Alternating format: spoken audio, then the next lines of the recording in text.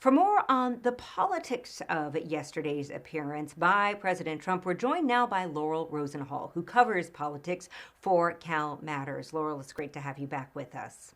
Thanks for having me. I love the way that you framed this for CalMatters because you reminded us, and I think it's pretty important to bear this in mind, that Gavin Newsom and Donald Trump have this really interesting, almost reality TV-like relationship. You call them frenemies. Explain why they are and how they are frenemies.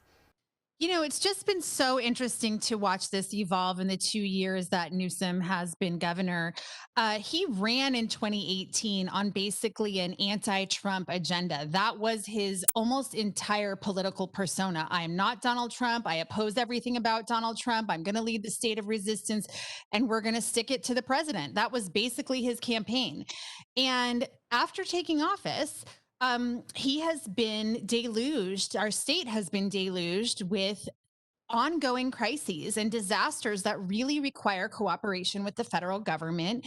And it's forced him to have to take a conciliatory tone with Donald Trump that we could have never imagined a couple years ago when we were watching him campaign. So it's been very interesting to see how he sort of threads this needle of, on the one hand, to appease the voters in California who are overwhelmingly vote Democratic, that he has to show his opposition to President Trump. And on the other hand, he has to cooperate, work with him. And this is a vindictive personality who has threatened to take away funding from the state of California several times.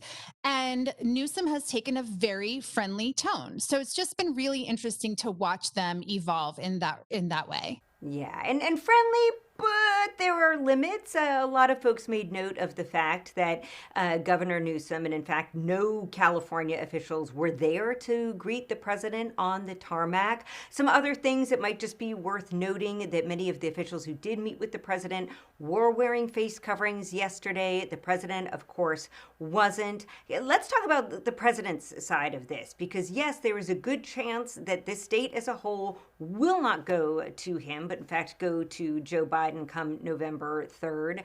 But what's in it for Donald Trump? What did this visit yesterday accomplish in terms of his campaign efforts?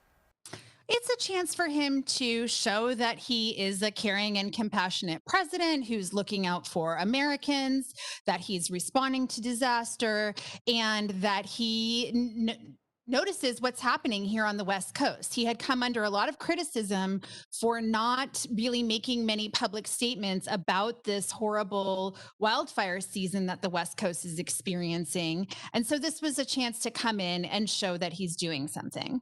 And let's talk about the other side of the ticket. Today, Vice Presidential candidate Kamala Harris, who of course is from California, visited firefighters in Fresno. Joe Biden, at least as of now, has not made any plans to come here. How does this approach differ in terms of trying to woo the voters of California? Well, polling shows that Californians really do care about climate change. More than half of voters in a survey just last month said that they personally are feeling the impacts of climate change and that they think it's a very important issue. So, climate change, Californians care about climate change more than Americans at large. And Joe Biden didn't miss a beat in terms of, knowing that Trump was going to be in California yesterday on the wildfire issue. He planned a whole speech on climate change, and he called President Trump a climate arsonist and talked about the smoky skies, the orange skies in California, and seemed to really understand what Californians have been going through these last few weeks in this extremely, difficult time when so many of us wake up in the morning and find our cars are covered in ash, or we can't go out and go for a jog because the air quality is so poor. So he made a speech about his climate policy agenda, attacking Trump for his inaction and rollbacks on climate policy, but also was really demonstrating that he seemed to know what the West Coast is going through.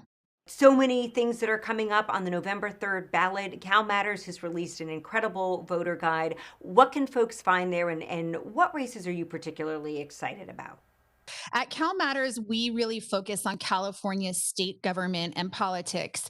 And a lot of times on the ballot in California, that means putting a lot of emphasis on the statewide propositions.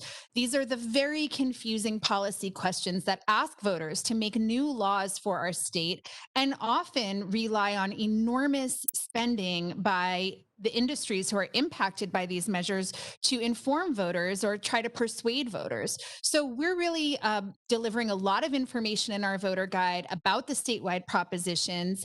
And there are some huge money fights.